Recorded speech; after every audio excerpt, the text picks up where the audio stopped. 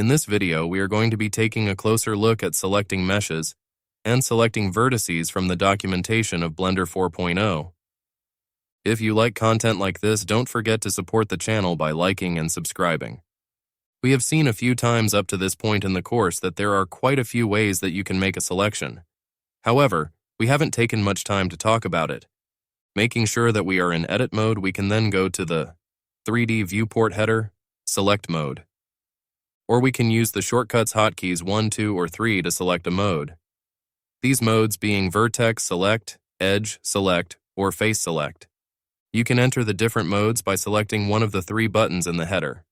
While holding Shift, we can select multiple. Let's look at each of them. First, we have the vertex select mode. In this mode, vertices are shown as points. Selected vertices are displayed in orange, unselected vertices in black, and the active or last selected vertex in white. Secondly, we have edge select. In this mode, the vertices are not shown. Instead, the selected edges are displayed in orange, unselected edges black, and the active or last selected edge in white. And lastly, the face select mode. In this mode, the faces are displayed with a selection point in the middle, which is used for selecting a face. Selected faces and their selection point are displayed in orange, unselected faces are displayed in black, and the active or last selected face is highlighted in white. Almost all tools are available in all 3 mesh selection modes, so you can rotate, scale, extrude, etc. in all modes. Of course, rotating and scaling a single vertex will not do anything useful without setting the pivot point to another location, so some tools are more or less applicable in some modes.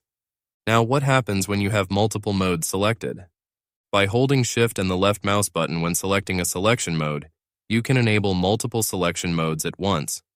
This allows you to quickly select vertices, edges, or faces without first having to switch mode.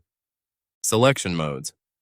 When switching modes in an ascendant way, i.e. from simpler to more complex, from vertices to edges and from edges to faces, the selected parts will still be selected if they form a complete element in the new mode.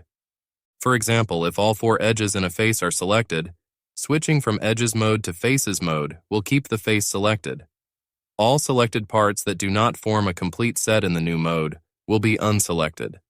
Hence, switching in a descendant way, i.e. from more complex to simpler, all elements defining the high-level element, like a face, will be selected, the 4 vertices or edges of a quadrangle, for example. And then we can also expand contract selection. By holding Ctrl when selecting a higher selection mode, all elements touching the current selection will be added, even if the selection does not form a complete higher element, or contracting the selection when switching to a lower mode. And then we have X-ray, which is amazing for those hard-to-reach vertices. If we move to the right of the header, recall, we can toggle X-ray with this icon here. The X-ray setting is not just for shading, it impacts selection too. When enabled, selection isn't occluded by the object's geometry, as if the object was solid. You see, if we select vertices that would otherwise be hidden behind the mesh, we can actually select them.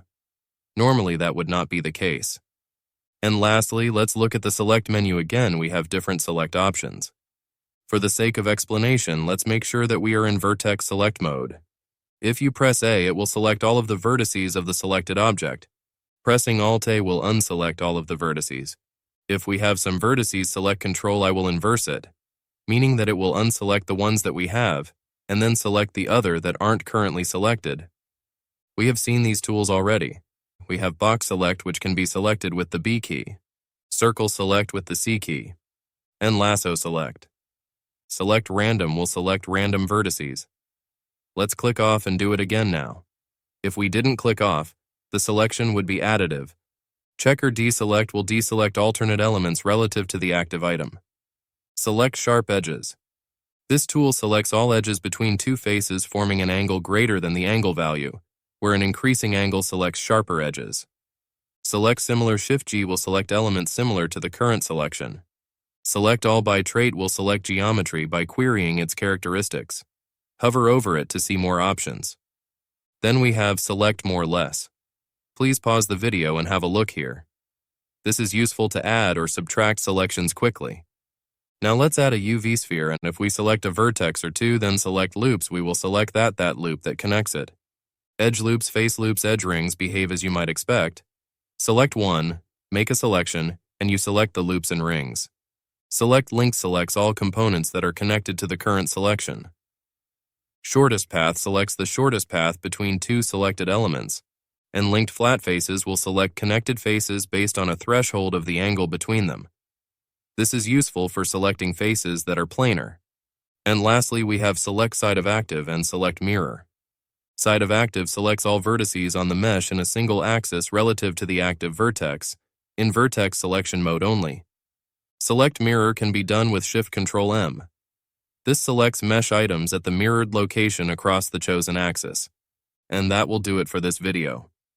Thanks for making it all the way to the end. If you enjoy software educational content like this, please be sure to like and subscribe and join us in the next video. See you next time.